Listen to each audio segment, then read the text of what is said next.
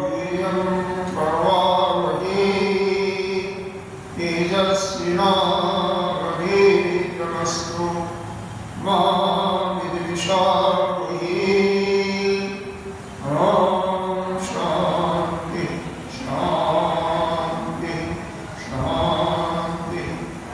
सच्चिदानन्दरूपाय विश्वकथाधीतये तापत्रयविनाशाय श्रीकृष्णाय नारायणं नमस्कृत्य नरं चैव नरोत्तमं देवीं सरस्वतीं व्यासं ततो जयमुदीरये। अखण्डमण्डलाकारं व्याप्तं येन चराचरं तद्गतं कलुषितं येन तस्मै श्रीगुरुवे नमः। अज्ञानतिमिरान्धस्य ज्ञानाञ्जनशलाकया चक्षुरुन्मीलितं येन तस्मै श्रीगुरुवे नमः। गुरुर्ब्रह्मा गुरुर्विष्णु गुरुर्देवो महेश्वरः गुरुः साक्षात् परं ब्रह्म तस्मै श्रीगुरुवे नमः। त्वमेव माता च पिता त्वमेव बन्धुः च सखा त्वमेव वेद्यः त्वमेव सर्वं मम देव देव।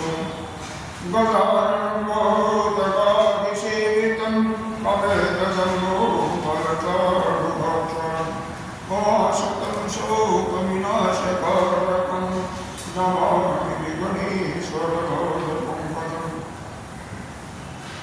अनंत श्री विभूषित श्री एकनाथ पंचायती महागणवाड़ी पालावती वरिष्ठ श्रोती वरिष्ठ महामंडलेश्वर एवं उत्तर प्रदेश संघ समाज के अध्यक्ष श्री सदगुरुदेव भगवान के चरणों में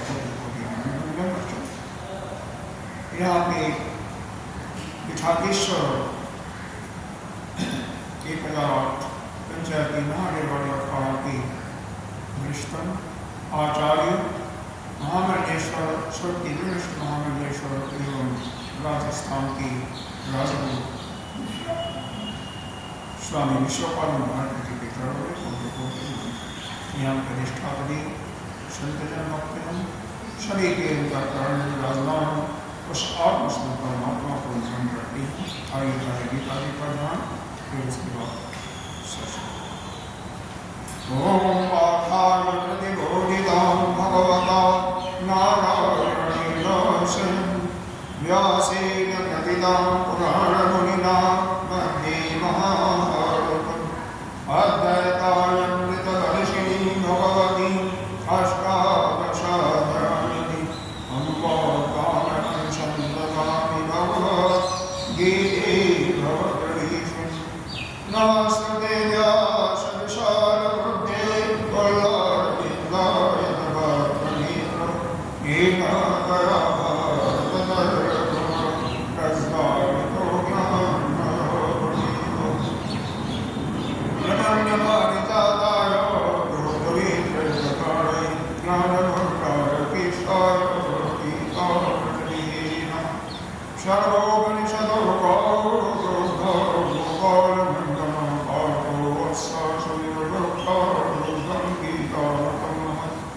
वसुदेवसुतं देवं कंसचारूढमर्दनं देवकी परमानन्दं कृष्णं वन्दे जगद्गुरुं।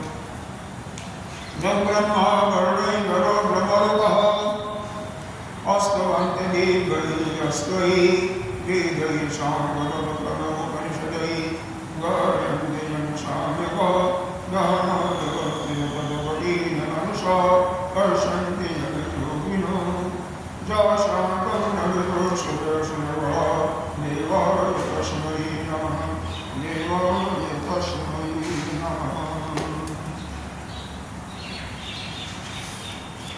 हम लोग ईश्वर श्रीमद्भगवत गीता के ज्ञान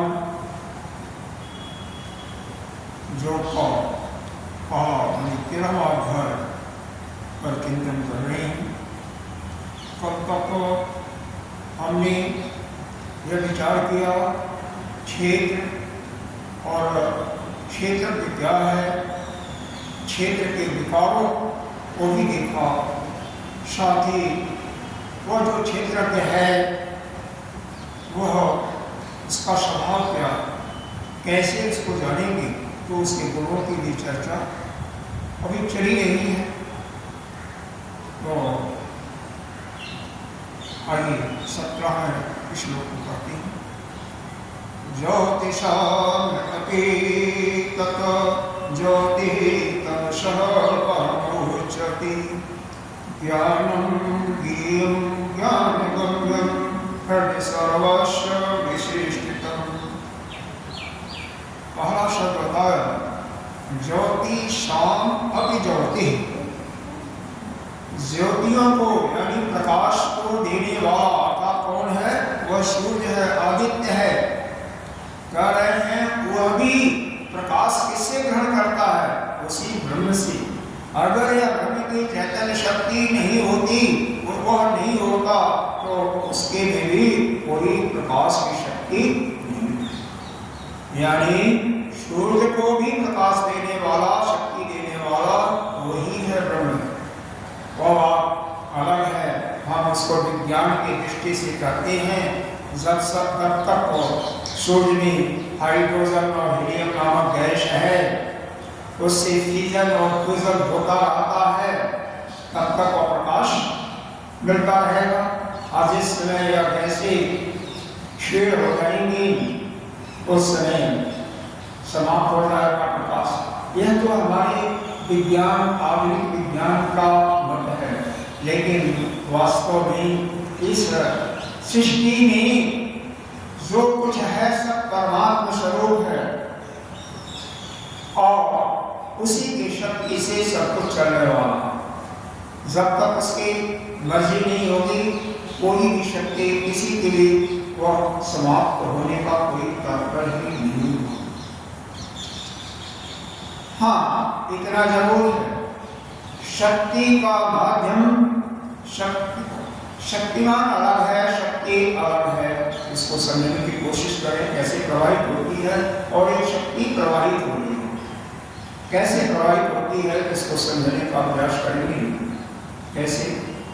विद्युत के माध्यम से। विद्युत क्या है? एक शक्ति कहीं बनता है तो वह शक्तिमान वहां से है और शक्ति के रूप में विद्युत प्रवाहित होती है। नाना दूसरा चीज है, कहाँ प्रवाहित होती है? नाना प्रकार के गुण। उसी प्रकार से समझें। और अभिव्यक्ति कहाँ हो गई है? जो उसमें उपकरण लगा रखते हैं उन्हीं के माध्यम से। जैसे घर लगा रखी है तो उसकी अभिव्यक्ति उसके माध्यम से ही प्रकाश हो रहा है। हीटर लगा रखते हैं तो पानी गर्म उस हीटर के माध्यम से। तो लेकिन शक्तिमान कौन है? वह विद्युत ही है। उसी प्रकार से वह अपना आत्मा जो है वह शक्तिमान है। और वह शक्ति किसको दे रहा है? यह बुद्धि, मन और इनके माध्यम से फिर इंद्रिय और विषयों को प्रकाशित, फिर जैसे इंद्रिय और विषय प्रकाशित कर रहे हैं, हो रहे हैं। तो यह वह शक्तिमान है, तो यह शक्ति है। यानी शक्ति लेने वाला कौन है? वास्तव में उसको हम चिदाभास कहें या जीव कहें, और उसके माध्यम से फिर इसकी अभिव्यक्ति हमारे मन, बुद्धि और इंद्रियों द्वारा, यह नाना प्रकार के उपकरणों के माध्यम से उसकी अभिव्यक्ति है। और यह अगर वह शक्तिमान अगर अनादि है तो यह जीव भी अनादि ही होगा। क्यों? बिजली जब है तो शक्ति तब तक है, बिजली जब समाप्त, शक्ति समाप्त। उसी प्रकार से तो ज्योतिषाम अपि ज्योति तमसः परमुच्यते। ज्योतियों का भी, ज्योति अर्थात आदित्य को भी ज्योति प्रकाश देने वाला, शक्ति देने वाला और ब्रह्म ही। तमसः परमुच्यते केवल, लेकिन तमसः, तमसः कहते हैं माया। यहाँ पर इसका अर्थ माया, से ही लगा रहे हैं, माया। तो यह माया से परम उच्चते, यानी माया भी उसी की है और माया से वह परम है, श्रेष्ठ है। अब यहाँ पर 3 उसका विशेषण दिया। इस तीनों विशेषणों को समझने के लिए योग्य है। पहला ज्ञानम, दूसरा ज्ञेयम और तीसरा ज्ञान गम्यम। ज्ञानम क्या है? जो हम जिस माध्यम से हमें उसकी अनुभूति होती है, उसका अनुभव होता है, वही ज्ञान है। और ज्ञेयम वह जानने योग्य है। क्या जानने योग्य है? कि वही अद्वैत है, ब्रह्म है, एक ही। ज्ञान गम्यम, ज्ञान गम्यम। अब ज्ञान गम्यम का अर्थ जानने के लिए आपको पीछे जो 20 गुणों के माध्यम से 20 गुणों की चर्चा की गई थी, अमानित्वम, अदम्भित्वम, अहिंसा, शांति, अदम्भम, आचरो, आचार्यो, आश्रमम, शौचम, आस्पर्यम, आत्मनिग्रह, व्यंजादेषु वैराग्यम, अहंकारेव च, जन्ममृत्यु जराव्याधि दुःखदोष अनुवर्ति। इस प्रकार से जो 20 गुणों की चर्चा हो गई थी, तो जो साधक या जो पुरुष के लिए, पुरुष यहाँ पर उस ब्रह्म के लिए नहीं है बल्कि यहाँ पर जीव के लिए, क्योंकि यह हम विचार कर रहे हैं, यह शाम के दर्शन के माध्यम से कर रहे हैं। शाम के दर्शन ने पुरुष अनेकों माना है, यानी हर एक जीव को पुरुष माना गया है, और प्रकृति को पुरुष और प्रकृति, पुरुष के साथ ही प्रकृति का नाम दिया है। तो यहाँ पर हम वेदांत का दृष्टिकोण अभी नहीं लगा रहे हैं, इसलिए भ्रम नहीं होता। ये पुरुष अनेक है, यानी जीव अनेक है, और वेदांत की दृष्टि से एक ही आत्मा है, अलग अलग नहीं है। आत्मा एक ही है, जो कि सभी जीवों के अंदर वही भाषा है, सभी जीवों के अंदर है, बाहर है, दाएं बाएं सब जगह वही एक ही है। लेकिन यहाँ पर शाम के दर्शन इसको यह मानता है कि पुरुष अनेक है, प्रकृति एक ही है, लेकिन पुरुष अनेक है। पुरुष जो अनेक है वो प्रकृति के भोगों को भोगते हैं। तो प्रकृति भोग स्वरूप है और 3 गुणों वाली है, सत्य, रज और तम, और जो पुरुष है उस गुणों का भोगने वाला, उनके विषयों को भोगने वाला। तो ज्ञान गम्य, उसके ज्ञान को अनुभव कौन कर सकता है, ज्ञान को गम्य कौन कर सकता है, ज्ञान को धारण कौन कर सकता है? जो इन जो 20 गुणों वाली साधना पहले बताई गई है, 7वें से 11वें श्लोक तक इसी अध्याय में अमानित्वम से शुरू करके, जो उसको अच्छी तरह से हृदयगम्य करके अपना तागम्य इस शरीर से अलग करेगा। देखो सबसे बड़ी साधना यही है कि शरीर से हमें अपने को अलग मानना ही है। कैसे होगा? जब हम यह 20 जो गुण बताए गए हैं उनको अच्छी तरह से अपने अंतःकरण में रखना, उनकी साधना करेंगे तो अपने आप धीरे धीरे हमें इस शरीर से जो है हमारा आगम है। देखो पहले ही बताया गया क्षेत्र, यह क्षेत्र इस शरीर का नाम किया गया था, क्षेत्र किया गया था। क्षेत्र के क्या गुण बताए गए हैं याद कीजिए, इसके विकारों को याद कीजिए। इच्छा, द्वेष, सुखम, दुखम, और क्या? संघात, चेतना, बुद्धि। तो ये 7 जो विकार बताए गए हैं, उन विकारों को ज्ञान के माध्यम से अलग करना है, तभी जाकर के। और ये विकार किसमें है? इस शरीर में है, प्रकृति में है, इससे अपने को अलग करना पड़ेगा, नहीं तो उसी को भोगना पड़ेगा। इच्छा, इच्छा की समाप्ति, जब तक यह शरीर को कोई अपना मानेगा तब तक उसके अंदर कामना का भाव उत्पन्न नहीं होगा। देखो यह शरीर ऐसा है कि आप का करना यह कभी नहीं मानता। जब आप कहोगे कहीं चलना है तो क्या हो जाएगा? नहीं मेरे तो सिर में दर्द हो रहा है, दर्द हो जाएगा, कहीं कुछ हो जाएगा, भोजन करना है तो कहीं दांत में बहुत ज्यादा पीड़ा हो रही है। तो यह तो आपके अनुसार नहीं चल रहा है ना, तो आपका इससे काबल में कौन करते हैं? लेकिन हमने क्या इसी से शरीर से चिपक गए और शरीर से चिपकने के कारण ही यह हमारे अंदर इच्छाएं होती हैं। क्यों इच्छाएं होती हैं? इस प्रकृति में नाना प्रकार की जो वस्तुएं हैं उनको हमें कभी भोग रखा है, कभी सुन रखा है या दे रखा है, तो उनकी इच्छा होती है जो चित्त में उनकी अभिव्यक्ति बनी हुई है। तो यह इच्छाएं हमारी तभी समाप्त होगी जब हम इस प्रकृति से और प्रकृति रूपी जो क्षेत्र है शरीर से, इससे ताबंद तोड़ करके अपने को अलग कर, क्योंकि यह शरीर अलग है, हम अलग हैं। हमको कभी न तो पैदा हुए, हमको अजन्मा है, न कभी हमारी मृत्यु होती है, न कभी हम पैदा होते हैं। यह शरीर ही पैदा होगा। अरे पाश्चात्य वाले, कई धर्म वाले पुनर्जन्म को नहीं मानते हैं। जब कैसे एक संत से किसी पर प्रश्न हो रहा था कि हे भगवान, आप यह बताएं कि आप हिंदू जो है यह तो पुनर्जन्म को मानता है। अरे पुनर्जन्म को मानता, हम तो नहीं मानते हैं। पुनर्जन्म को मानने का क्या कारण है? उन्होंने कहा भाई हमारा वेदांत तो जन्म को ही नहीं मानता।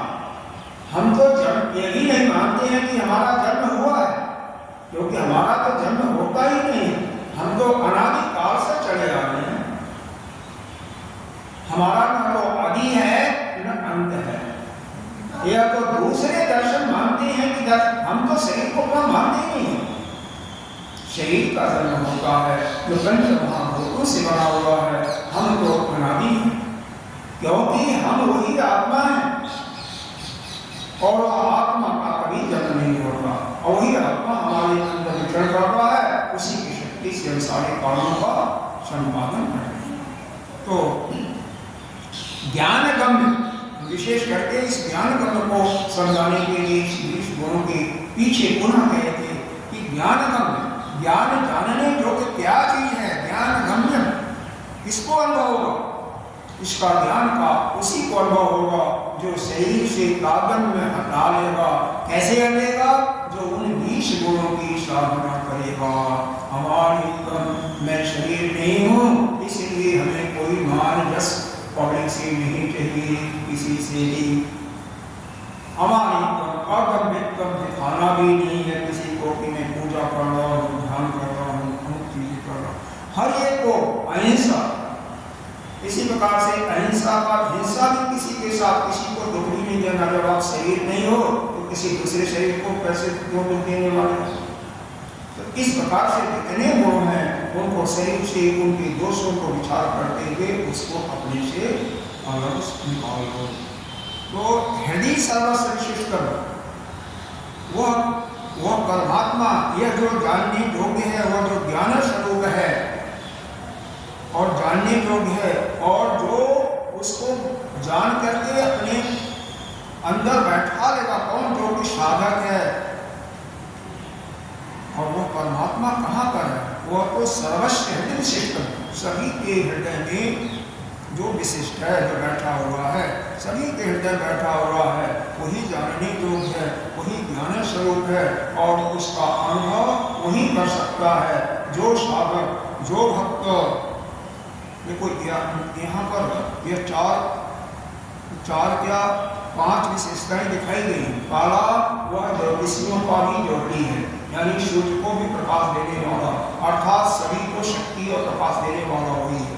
दूसरा वह माया से भी अलग है, माया उसी के अंदर है और वही ज्ञान स्वरूप है। तीसरा, चौथा जानने जो वही है और पांचवा जो है ज्ञान गम्य है, उसका ज्ञान का उसको अनुभव करने वाला, उसको अपने हृदय में बैठाने वाला वही बैठा सकता है जो अपने शरीर से कागन हटा लेगा। कैसे हटेगा? वह 20 गुणों का, क्योंकि वह अपने सभी प्राणियों के हृदय में स्थित है। तो सभी हमारे हृदय में वो स्थित है। हम उसको कब जानेंगे? जबकि हम शरीर से अपना तादात्म्य हटा लेंगे, शरीर से अपने को अलग कर लेंगे। क्यों? जो प्रकृति के क्षय विकार बताए गए क्षेत्र की इच्छा हमारी तभी होती है जब हम शरीर को अपनाएंगे,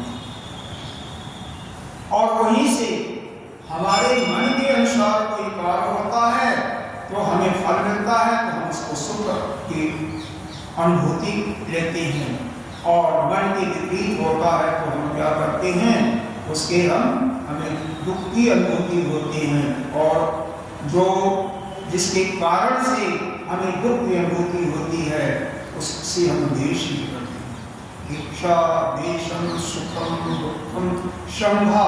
शंभा क्या है? यह जो शरीर है, स्थूल शरीर ही शंभा है। चेतना और जो शक्ति का प्रवाहित प्रवाह है, धृति, यह जो पांचों महाभूतों को धारण करने वाला यह क्या शरीर क्या है? पंच महाभूतों का एक तत्व का है, तो क्या धारण करने वाला है, जो उसको धारण करता है वही धृति। देखो धी अलग है, धृति अलग है। धी का मतलब बुद्धि होता है, और कई बार अगर आंख में थोड़ी सी कमी आ जाए लाइट की तो धृति को धी भी बढ़ा जा सकता है। तो अगर कहीं हल्का हो तो यह हो जाता है। तो धृति का मतलब पंच महाभूतों को धारण करने वाला। क्योंकि देखिए यह ज्ञानेंद्रियां जो हैं इन्हीं अपंचीकृत पंच महाभूतों के शब्द और गुण के मिश्रण से बनी हुई। यह कर्मेंद्रियां इनके रजो गुणों के मिश्रण से बनी हुई हैं, प्राण उन्हीं से बने हुए हैं, और यह शरीर जो है तमो गुण के मिश्रण से बना हुआ है। यह कैसा है? यह पंचीकृत पंच महाभूतों से। तो यह पंच महाभूतों को हम धारण करते हैं। तो यहाँ पर इस प्रकार से इस परमात्मा के यह गुणों का वर्णन चल रहा है, और अंतिम श्लोक में 18 अंतिम नहीं है, इस प्रकरण का जो अंतिम श्लोक है 18वें में इसका उपसंहार किया जा रहा है। क्या? इति क्षेत्रं तथा ज्ञानं ज्ञेयं चोक्तं समासतः मदभक्तः एतत् विज्ञाय मदभावा उपपद्यते। कह रहे हैं यह जो क्षेत्र है, और क्षेत्रों का विकार नहीं है, लेकिन उसको भी जब तक उसके विकारों को हम नहीं समझते तब तक हमारी उसकी पूरी जानकारी नहीं होती। और ज्ञान, और यह ज्ञान स्वरूप है वही परमात्मा। और ज्ञेयम, यहाँ पर ज्ञान का अर्थ करके उसको बता लीजिए जिस ज्ञान के द्वारा ज्ञेय हो रहा है, यानी वह 20 गुणों की बात हुई चर्चा। और ज्ञेयम जो कि उस ज्ञेय को, उस स्वरूप को बताया गया कहाँ से? 12 से 17 श्लोकों के अंदर परमात्मा है जो जानने को वही है। वह जो क्या कहा गया? च उत्तम समास। भगवान कह रहे हैं उसको समास के रूप में, यानी संक्षेप में उसको मैंने उत्तम बताया। ये अर्जुन क्षेत्र क्या है, उसका विकार क्या है, वह इसको जानने के लिए 20 गुणों की जो साधना है उसको, और जो यह ज्ञेय स्वरूप है वह ब्रह्म है, उसको हमने संक्षेप में तुझे बताया। मद भक्त एतत् विज्ञान, जो मेरा भक्त इसको जान लेता है, एतत् माने इसे, विज्ञान माने जान लेता है, अच्छी तरह से जान लेता है, वह क्या होता? मद भाव उपपद्यति, वह मेरे स्वरूप को ही प्राप्त करता है। अब देखो जब यहाँ पर सीधे मुक्ति की बात पर भगवान ने बोल दिया ना, कैसे? सिर्फ देखो क्षेत्र को जानने से क्या होगा? अगर हम इस शरीर के और शरीर के विकारों को जान जाएंगे तो इससे हमें घृणा होगी, इससे इसके दोषों को जान करके उससे हमारा वैराग्य होगा, और उसके फलस्वरूप हम अपने को अलग करें, क्योंकि हमारे में कोई विकार नहीं, हम तो अलग हैं, शुद्ध ज्ञान स्वरूप है। तो हम इस शरीर से अपने को जो ताकत बना रखते हैं उसको, उससे अपने को अलग करें। क्षेत्र को। और ज्ञान कैसे होगा? माध्यम वही ईश ज्ञान जो बताए गए हैं उनकी साधना करके। ज्ञेयम, कभी हम अपने आत्म स्वरूप जो हमारी आत्मा है, अपनी आत्मा जो ज्ञान स्वरूप है, उस जानने योग्य है और उसको उस परमात्मा ने जो संक्षेप में बताया, कोई भी भक्त, कोई भी साधक उसको अच्छी तरह से हृदयगम्य करके समझ करके वह परमात्मा के स्वरूप को भी प्राप्त होता है। यानी पुनः उसका नाना प्रकार की जन्मों में जन्म लेने की कोई आवश्यकता नहीं होती। यहाँ पर भाष्य में एक आध लाइन बताया है, इसको समझें। मद भक्तों का अर्थ बताया, मई ईश्वरे सर्वज्ञे परम गुरो वासुदेवो समर्पित सर्वात्म भाव जत पश्यति श्रोति स्पर्शति वा सर्वं एव भगवान वासुदेव इति ग्रह इष्ट बुद्धि मद। यानी जो परमात्मा का भक्त मुझे सर्वज्ञ जानता है, परम गुरु जानता है, वासुदेव परमेश्वर ने अपने सारे भावों को जिसने अर्पण कर दिया है, जिस किसी भी वस्तु को देखता, सुनता और स्पर्श करता है, उस सब में केवल वासुदेव ही। क्यों? हमारे वेद में भी बताया गया है ना, जो कुछ इस सृष्टि में है वह केवल एक ही परमात्मा है, उससे अलग कुछ नहीं है। यह सती क्या कहती है? ईशावास्यम सर्वं जगत् किंचित् जगत्। इस सृष्टि में जो कुछ है वह केवल एक ही है, वही ब्रह्म, उसके अतिरिक्त कुछ नहीं है। तो वह जो सब में जितने भी वस्तु हैं, जीव हैं, सब में उसी को देखता है, उसी वासुदेव को जो देखता है वही परमात्मा का भक्त है। क्योंकि कोई भी स्थान ऐसा नहीं है जिसमें वह परमात्मा से विहीन, हर एक में तो परमात्मा ही दिखाई दे रहा। लेकिन दिखाई दे तब तो दिखाई कैसे देगा? क्योंकि हम तो जन्म जन्मांतर के मलों से ग्रसित है, जब तक उनको हम दूर नहीं करेंगे कैसे दूर होगा? यह 20 गुणों की साधना और यज्ञ पूजा इत्यादि जो हमारे पूर्व वंशावली में बताया गया है, उसको ग्रहण करके उसका उस साधना स्वरूप को करके तभी होगा। तो जो सभी को, जिसको भक्त परमात्मा ही हर एक वस्तु में, हर एक गुण में दिखाई दे रहा है, वही भगवान का परम भक्त है। और वही भक्त, वह जो भगवान का भक्त है, वही उस परमात्मा के स्वरूप को प्राप्त कर लेता है, यानी उसी वह मुक्त हो जाता है इस संसार के आवागमन से। कितना संक्षेप में और एक बहुत महान ज्ञान का यहाँ पर उस परमात्मा ने हमारे लिए, यह हालांकि जगह जगह इसका वर्णन है। 6ठे अध्याय में भी गीता में वर्णन है कि सर्वभूतस्थात्मानं सर्वभूतानि च आत्मनि इक्षते योगयुक्तात्मा योग। हर जगह वर्णन है। और यहीं पर, यहाँ पर यही बता रहे हैं कि जो सभी प्राणियों में, सभी वस्तुओं में, प्राणी नहीं मतलब सभी जीवों में, सभी वस्तुओं में मुझ वासुदेव को ही देखता है, वही भक्त, मेरा भक्त मेरे को प्राप्त होगा। और जो केवल एक मूर्ति में ही देखता है कि भगवान ही है, बाकी जगह नहीं है, बाकी जगह उनके दुश्मन है, वो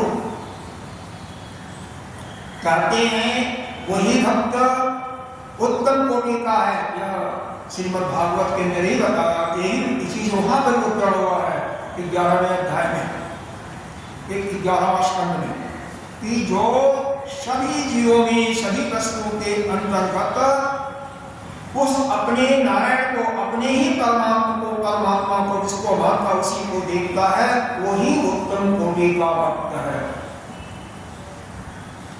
जो अपना नारायण, अपना भगवान अलग, दूसरे का अलग और दूसरे से विरोध करने वाला कि यह तो शिव को मानने वाला है, यह तो मेरा दुश्मन है, यह माता को मानता है, यह भी मेरा प्रिय नहीं है, वह तो अभी ज्ञानी है वो तो अभी चलो ठीक है भक्ति के मार्ग पर चल रहा है तो प्रारंभिक कोटि का उसको साधन कर सकते हैं। वहां पर तो भगवान ने अधम कोटि का बताया है, लेकिन अधम कोटि का नहीं बल्कि प्रारंभिक कोटि का साधक उसको आप मान सकते हैं। अभी तो साधना शुरू की है। आइए अब अगले श्लोक में बता रहे हैं प्रकृतिम पुरुषं चैव विद्य अनादि उभौ अपि विकारांश गुणाचैव विद्धि प्रकृति संभव। प्रकृति और पुरुष यही दो चीजें सांख्य दर्शन में बताई गई हैं। प्रकृति और पुरुष उन्हीं का यहाँ पर थोड़ा सा वर्णन विस्तार से, हालांकि शुरू में मैंने बताया था कि प्रकृति क्या है और पुरुष क्या है। चैव विद्धि अनादि उभौ अपि, यह दोनों अनादि हैं। अनादि का मतलब इनका जन्म नहीं है, अनंत काल से यह चले आ रहे हैं। उभौ मतलब दोनों, दो कौन हैं? एक प्रकृति और पुरुष। लेकिन सांख्य दर्शन पुरुष को एक नहीं माना है, वह आत्मा नहीं माना है। वह जितने जीव है सबके अंदर अलग अलग पुरुष हैं। मतलब दूसरे शब्दों में, साधारण शब्दों में समझ सकते हैं कि जीव को ही यहाँ पर पुरुष कहा गया है सांख्य दर्शन के अनुसार।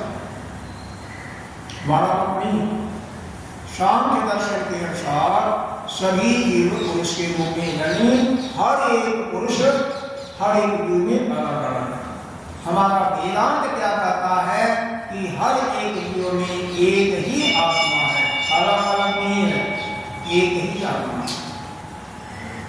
जीव नाम की तो कोई सत्ता नहीं, वह तो उस आत्मा का ही एक प्रतिबिंब है, चिदाभास के रूप में भाषित हो रहा है। जीवत्व तो कैसे आया?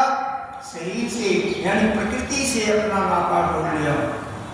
अब यहाँ पर विचार करें कि किसी की शादी हुई, शादी के पहले दोनों का कोई संबंध तो नहीं था। भाई पत्नी ने पति को माना या पति ने पत्नी स्वीकार कर लिया, या कब हुआ? शादी होने के बाद ही तो हुआ, उसके पहले तो दोनों का रिश्ता ही नहीं था, या था? फिर जब वह रिश्ता स्वीकार कर लिया तो एक के गुण और धर्मों को भी तो स्वीकार किया। उसके गुण और धर्म क्या है? एक का गुण क्या और दूसरे का धर्म क्या? जो पति के जितने भी संबंधी थे या हैं, पत्नी ने उसको भी अपना मान लिया। भाई सास ससुर जो उसके माता पिता हैं उसको अपना माना कि नहीं माना?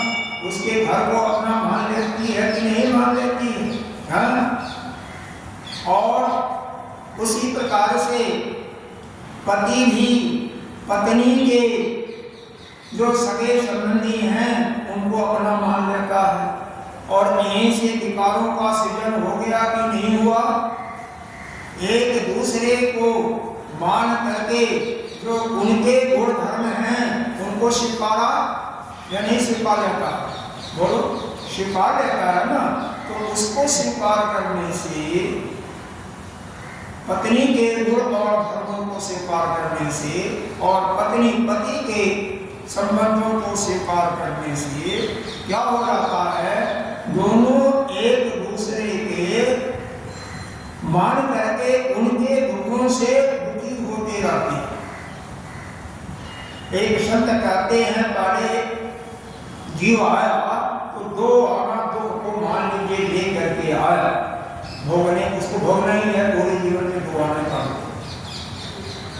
जब उसकी शादी हुई तो दो आने का दुख पत्नी का भी ले लिया तो चार आना, दो हो गए तो उसका दुख कितना हो गया? चार आना। और एक पुत्र हुआ तो दो आना और बढ़ गया, छह आना हो गया। ऐसे बढ़ते बढ़ते वह क्यों? पत्नी के कोई भी समस्या होती है तो पति को भुगतना पड़ता है कि नहीं पड़ता? पहले तो अकेला चल था, बस्ती में मारता था और उसका स्वभाव ही ब्रह्मचर्य था, लेकिन वह शादी करके फंसता कि नहीं फंसता?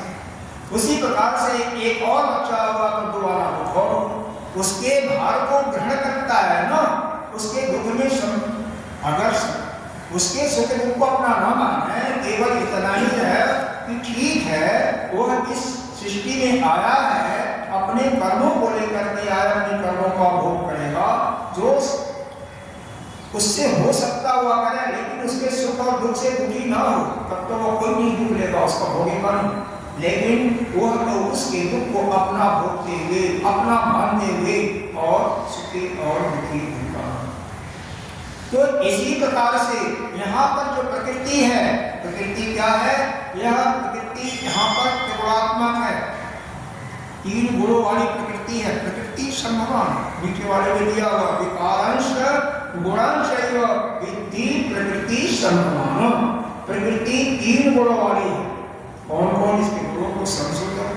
एक तो तमोगुण, रजोगुण और सतोगुण। यह आपने देखा नहीं है, हमने भी नहीं देखा, कोई नहीं देख सकता, लेकिन अनुमान प्रमाण के द्वारा यह परिलक्षित होता है। कैसे? तमोगुण जड़ता है, यानी जड़ को देख करके, कार्य को देख करके कारण को हम अनुमान लगाते हैं। हमने देखा क्या? कार्य को, और कार्य से कारण का अनुमान लगाया, तो कार्य क्या देखा? जड़ता। यह जो शरीर है, यह बना जड़ रूपी शरीर प्रकृति के ही तमोगुण से बनता है, तो उसके माध्यम से हमने क्या स्वीकार किया कि प्रकृति के अंदर तमोगुण है। और रजोगुण से क्या होता है? कार्य का संपादन। हम जितने भी कर्म करते हैं उस रजोगुण के कारण ही करते हैं। तो वही जब हम नाना प्रकार के कार्यों का संपादन सुबह से शाम तक करते रहते हैं, तो इसका मतलब हम अनुमान लगाते हैं कि इस प्रकृति के अंदर रजोगुण ही है। और जब आप यहाँ पर शास्त्र का श्रवण कर रहे हैं, यज्ञ कर रहे हैं, ध्यान कर रहे हैं, पूजा कर रहे हैं, इसका मतलब वह प्रकृति, क्योंकि शरीर तो प्रकृति से ही बनी है, कोई और तो है नहीं, इसको प्रकृति बना, तो यह ज्ञान स्वरूपा, वह ज्ञान स्वरूपा यानी शतो गुण से युक्त है। यानी वही एक ही के लिए पुरुष, एक ही जीव जब भजन करता है, जाप करता है, यज्ञ करता है, सत्संग का श्रवण करता है, स्वाध्याय करता है, तो वह शत्रु गुण को धारण करता है। और जब परम शांति हो जाती है तो गुणातीत हो जाता है, बिल्कुल अपने स्वभाव में स्थित जाता, तो क्या हो जाता है? गुणातीत। कोई सुख दुख से शक्ति मिलेगी, कोई सुख है, कोई दुख है, शरीर कहाँ पड़ा है, क्या किसी चीज का उसको बोध नहीं होता। वह बाद में जब सो करके उठता है, सपन की अवस्था को नहीं कहा जा रहा, गहरी निद्रा को कहा जा रहा, जिसको सुषुप्ति कहा गया।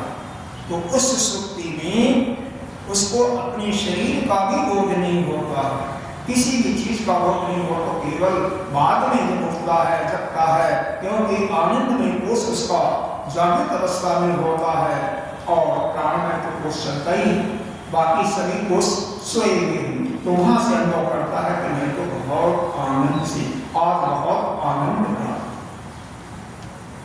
सारे रिश्ते सब उस समय, यानी पूरा संसार उसके सामने से चला जाता है, कुछ नहीं, जागृत अवस्था में पूरा सारा संसार आ जाता है।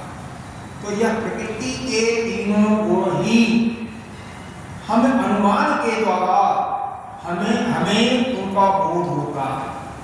जब प्रकृति से जड़त्व को हम देखते हैं, तो हम अनुमान लगाते हैं प्रकृति के अंदर तमोगुण है। जब हम प्रकृति के गुण से कार्य करता हुआ नाना प्रकार के कार्यों का संपादन करते हुए देखते हैं, तो अनुमान लगाते हैं प्रकृति में रजोगुण है।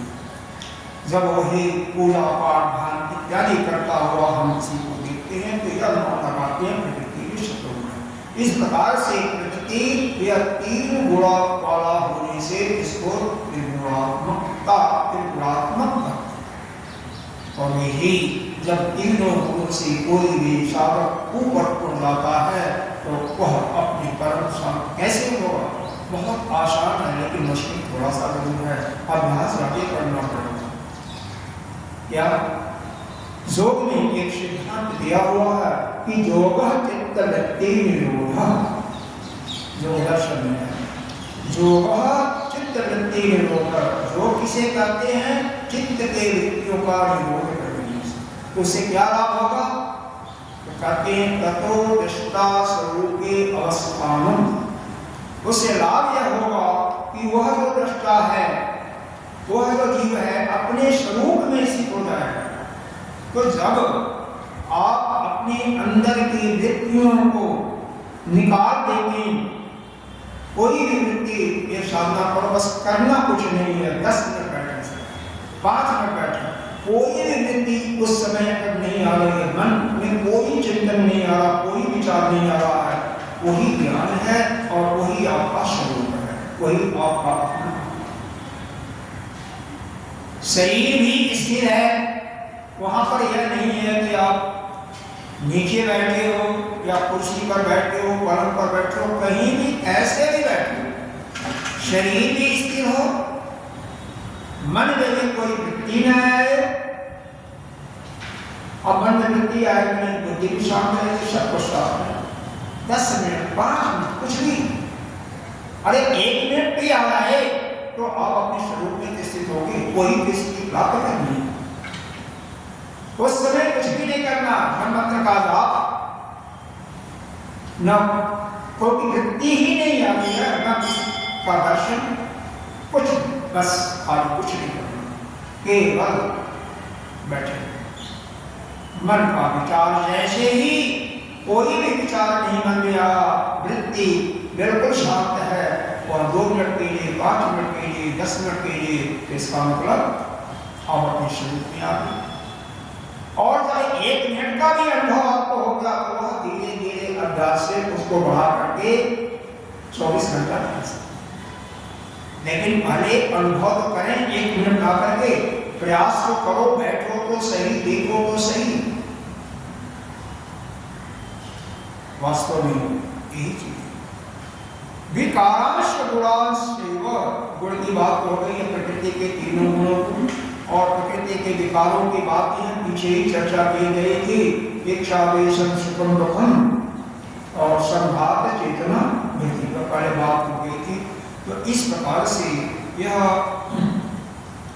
इस प्रकृति को इन विकारों वाला, बहुत से विकार हुआ है, 7 प्रकार के 6 प्रकार के विकार जो बताए गए हैं, 3 गुणों की जो चर्चा की गई है, तो इस प्रकृति को इस प्रकार से विधि करो, यानी समझो। और यह प्रकृति और पुरुष दोनों क्या है? अनादि हैं, उभयोगी दोनों अनादि हैं, यानी दोनों अनंत काल से अनादि समय से चले आ रहे हैं, आज से नहीं आ रहे हैं। अगर पुरुष अनादि काल से आ रहा है तो उसके साथ में जीव क्या है? उसी के शक्ति से उनका शक्ति को ग्रहण करके आ रहा है ना, तो जीव भी उसके साथ ही है, जीव आज नहीं पैदा हुआ है। यही समझ में हमारी नहीं है। हमारी समझ में क्या आती है कि हम अलग हैं और यह शरीर, अरे हम शरीर ही है, मतलब हम अलग हैं और यह शरीर। वास्तव में हम शरीर से अलग होते हैं, अलग हैं, लेकिन हम मानते तो नहीं ना, हमें मानना चाहिए। हम शरीर से अलग नहीं है, ये स्वीकार हमारे अंदर नहीं होता। अलग तो है, लेकिन स्वीकारोक्ति हमारा अंतःकरण नहीं मानता है। शरीर को कोई भी समस्या होती है तो हम दुखी होते हैं। देखो, कष्ट होगा शरीर में, क्योंकि अवयव वाला है, शरीर में कई अवयव हैं, हाथ है, पैर है, सिर है, मुंह है, हृदय है, फेफड़े हैं, दांत है, नाक है, आंख है, तो ये अवयव हैं, उसमें विकार तो होगा।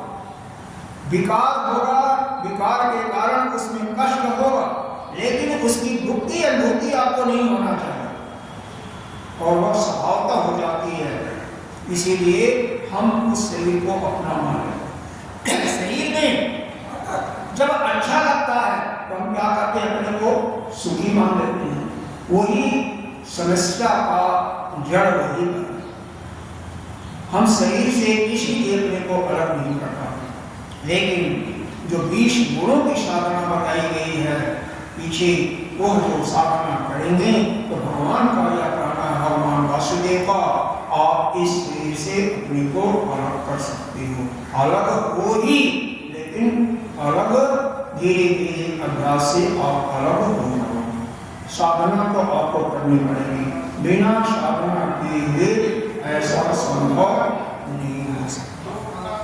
प्रकृति पुरुषम, इसका एक आपको दृष्टांत दिया था, इसका बिजली का, और बिजली की अभिव्यक्ति जो बल्ब के माध्यम से नाना प्रकार के बल्बों में अलग अलग होती है। उसी प्रकार से उस चैतन्य को, आत्मा को यदि शक्तिमान माने और उसकी शक्ति को पीछे बताया था अभी, उसको जीव में आ रही है और जीव के द्वारा इसके जो नाना प्रकार के उपकरण में आ रही है, तो चूंकि वह शक्ति और शक्तिमान एक ही है, तो शक्तिमान यदि अनंत है तो शक्ति भी तो अनंत है। विद्युत मान लीजिए वह अनादि है, या जब से विद्युत पैदा हुई तो शक्ति तो तभी से आ गई ना। विद्युत का पैदा होना और शक्ति का उत्पन्न होना अलग अलग घटना नहीं। जैसे ही विद्युत उत्पन्न हुई, जहां उत्पन्न की जाती है, इसी समय उसके अंदर शक्ति आ गई। उसी प्रकार से जैसे यह शक्तिमान यानी वह चैतन्य स्वरूप वह ब्रह्म है, आत्मा अपनी, वैसे ही उसके अंदर शक्ति व चैतन्यता आ गई और वही चैतन्यता यह जीव में परिलक्षित होती है। तो यह दोनों अनादि काल से, आज से नहीं, ऐसा नहीं है कि जीव बाद में उत्पन्न हुआ, और क्योंकि जीव वास्तव में है ही नहीं, वो आत्मा ही है। वह तो शरीर से कर्म जो होते हैं, भोग जो होते हैं, जो जानता है उसी को अपना मान करके वह जीवन का स्वीकार करता है। यह अगर समझ में आ जाता है तो समझ जाइए कि सारे वेदों का सार आपको समझ में आना। सारे वेदों, सारा वेदांत का सिद्धांत यही है कि जीव और जीव नाम की सत्ता केवल उस आत्मा के माध्यम से ही परिलक्षित हो रहा। आत्मा है तभी यह जीव अलग नहीं। समझाने के लिए हम दो कहते हैं कि एक ही वृक्ष पर दो पक्षी हैं, ये मुंडक उपनिषद में भी आता है। एक वृक्ष पर दो पक्षी बैठे हुए हैं, एक पक्षी जो है जो आत्मा के रूप में है वह केवल देखता रहता है, दृष्टा बना रहता है, और जो है जीव रूपी पक्षी है उसको क्या करता है, चखता भी है और सुखी और दुखी भी होता है। मीठा निकल गया पर सुखी, और खट्टा निकल गया, कड़वा निकल गया तो दुखी होता है। तो सुखी दुखी होना यह जीव होता है, क्योंकि वह शरीर द्वारा जो कर्म हो रहे हैं उनको अपना मान लेता है, जो भोग हो रहे हैं उसको अपना मान लेता है। अगर अपना न माने तो सुखी दुखी नहीं होगा ना। अपना नहीं मानने वाली चीज है, लेकिन हम मान करके हम सब स्वयं होते हैं, उसमें किसी का कुछ नहीं है। एक गीता जी के 18वें अध्याय में बहुत ही प्रसिद्ध श्लोक है, उसको अपने हृदय कमल कर लो, अपने अंदर बैठा लो। ब्रह्मभूतम प्रसन्न आत्मा, हमेशा प्रसन्न रहो। ब्रह्मभूतम प्रसन्न आत्मा न सोचते न कांचते, बस कुछ नहीं, प्रसन्न रहो। न किसी चीज का विचार करो, शोक करो और किसी चीज की इच्छा करो, किसी से कुछ आशा भी मत करो, अपेक्षा मत करो। क्षमा सर्वेषु भूतेषु। पहले वही बताता कि सभी प्राणियों को एक दृष्टि से देखो, क्योंकि आप ही की आत्मा सब में है। क्षमा सर्वेषु भूतेषु मद भक्ता लगती प्राण। जो ऐसा देखता है वह भगवान का भक्त उस परम भक्ति को वही प्राप्त करता है। यह हमें सुख दुख क्यों होता है?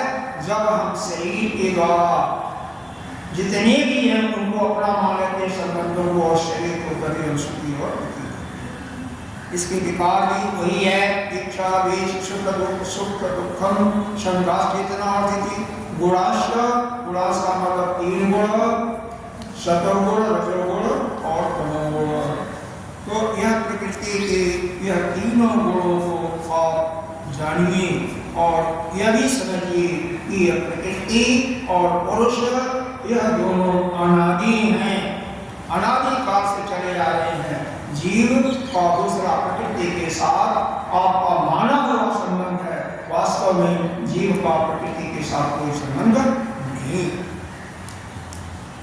अगला इसी को व्यक्त कर रहे हैं। कार्य करण कर्तृत्वे हेतु प्रकृति उच्यते पुरुषः सुख दुःखानां भोक्तृत्वे हेतु उच्यते। कार्य कहते हैं यह शरीर जो है कार्य रूपी है, इसलिए किसका कार्य है?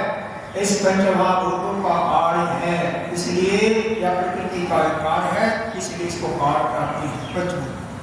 करण कहते हैं इंद्रियों को, या ज्ञानेंद्रिया, कर्मेंद्रिया हो, ज्ञानेंद्रिया हो और अंतःकरण या करण के रूप से माने जाते हैं। तो स्थित यह 10 इंद्रियां मन बुद्धि चित्त और अहंकार, यह इसके कितने करण हो गए? 10 और 4 14, यह 14 करण हो गए। 10 इंद्रियां मन बुद्धि चित्त अहंकार, यह 14 करण इसके होते हैं। इसके होते हैं इस शरीर के 14 करण हैं और शरीर अलग है। तो इसी कर्तापन का कहाँ से आता है? हम करने वाले हैं, कर्तापन कहाँ से आता है? इसे बुद्धि ही निश्चय करती है ना कि मैं करता, मैंने किया। कार्य करने वाला तो शरीर से ही कार्य होता है ना। आप सोचिए, कोई भी कार्य करते हो तो कार्य तो शरीर से होता है, लेकिन यह बुद्धि बताती है कि नहीं मैंने किया, यानी जीव ने किया, हम उसको अपना मान लेते हैं। और अंतःकरण ने भोग किया, उसका स्वाद चखा, उसको मान लेते हैं कि मैंने खाया, बहुत अच्छा था या बहुत खट्टा था, अच्छा नहीं था, चटपटा था, कुछ भी मान कसैला था। तो यह जो स्वाद को मान लेना, जो यह मान लेते हो, भोक्ता मान लिया, कर्ता मान लिया या ज्ञाता भी मान लिया, दुख का कारण वास्तव में यही है। तो यह दुख का कारण बनने वाले क्या है? यह आपके 14 जो करण हैं, यह करण ही दुख देने वाले हैं जब इनसे आपने माना। यह शरीर को उत्पन्न करने वाले 5 भूतों की पहले चर्चा की जा चुकी है और इनके 5 विषयों की भी चर्चा किया जा चुकी है कि शब्द, स्पर्श, रस, रूप और गंध। आकाश में केवल एक ही गुण होता है, शब्द। वायु में 2 गुण होते हैं, शब्द भी और स्पर्श भी। अग्नि में 3 गुण आते हैं, अग्नि का अपना गुण भी जुड़ जाता है, अग्नि रूप भी जुड़ जाता है, शब्द स्पर्श। जल में उसका अपना रूप, अपना गुण जुड़ गया, क्या? स्वाद। तो क्या होगा? शब्द स्पर्श रूप और स्वाद, यह रस। और फिर पृथ्वी में पृथ्वी का गुण अपना गंध ही जुड़ जाता है, 5 गुण पृथ्वी में है और बाकी क्रमशः 1 गुणों का लोग। तो यहाँ पर यही है, कार्य कारण कर्तृत्वे हेतु प्रकृति उच्यते। यह कार्य कारण और कर्तृत्व जो अभिमान है, यही हेतु है, यही कारण है, और इसी के कारण इसको सबको मिला करके कर्तापन में, यह प्रकृति में, यह जो बताया जा रहा 13-14 गुण यही होती है, एक करने वाले पुरुषा सुख खाना। और यह जो जीव बैठा हुआ पुरुष का मतलब इसके अंदर जो यह जीव बैठा हुआ है, भोक्तित्व, जब इसका स्वाद चखता है शब्द स्पर्श रूप रस गंध का, तो उससे क्या होता है, उसके मन के अनुकूल होता है तो सुख का अनुभव करता है, और मन के प्रतिकूल होता है तो क्या अनुभव करता है, दुख अनुभव करता है। तो यह सुख और दुख भोग से ही होता है, नहीं तो कुछ भी नहीं है। भोग अगर ना करे तो कोई सुख और दुख नहीं हो। तो अगर शरीर को अपना नहीं मानता है तो शरीर के द्वारा जो भोग किया जाता है, शरीर के द्वारा जिन कार्यों का संपादन होता है, शरीर का अंश ही बुद्धि किसी चीज को जानती है, तो भाई उसको क्यों मानते? अगर उसको अपना न मानो तो जीवन तबाह ही समाप्त हो जाता है, तो जीव नाम का कोई सत्ता ही नहीं रहती। और वही आप नित्य शुद्ध मुक्त परमात्मा स्वरूप ही, आप ही के अंदर पूरी सृष्टि है। अरे कम से कम करोड़ों अरबों कीटाणु आपके अंदर हैं, वह भोजन पा रहे हैं कि नहीं पा रहे हैं, उनको देखो। 5 सीसी 10 सीसी जब इसमें से रक्त निकाला जाता है, उसमें कितने कीटाणु होते हैं? आपके शरीर की रक्षा करने वाले भी कीटाणु होते हैं, और शरीर को रोगी बनाने वाले भी कीटाणु। और सब खाते कहाँ हैं? जो आप खाते हैं उसी की सोई खाते हैं, उसी में मरते नहीं हैं। उसी प्रकार से हम सभी आप जो विराट पुरुष है उसी के अंदर अलग नहीं है, और इसी में अपना पराया करके छोटे छोटे बातों पर एक दूसरे से उलझते नहीं। इसका सार ही हुआ कि कार्य कारण कर्तृत्व हेतु प्रकृति उचित। यह जो कार्य कारण, कार्य का मतलब शरीर भूलेगा नहीं, और करण का मतलब यह अंतःकरण और दशो इंद्रियां, और कर्तृत्व का जो अनुमान होता है यही मूल कारण है, इसीलिए इसको हम प्रकृति कहते हैं। और यह पुरुष यह जब इसका भोग करता है प्रकृति के विषयों का, तो उसी कारण से वह सुख और दुख प्राप्त करता है। तो सुख और दुख का कारण क्या है, मूल हेतु क्या है? यह भोक्तृत्व बना का, कि भोगने वाला मैं हूं, यह अभिमान उसको सुखी और दुखी करता है, और करने वाला समझ करके वो प्रकृति कहा जाता है। इस प्रकार से यह जिस समय हम इस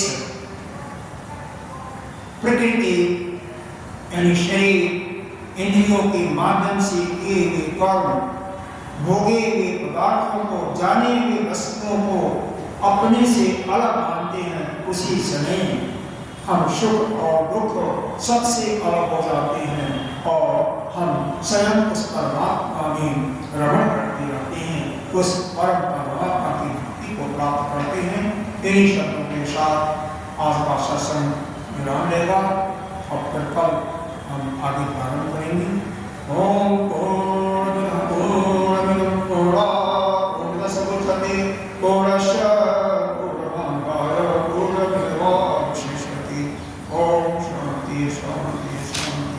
शंकरं शंकराचार्यं केशवं बादरायणं श्रोत्रभाष्यकृतो वन्दे भगवन्तो पुनः।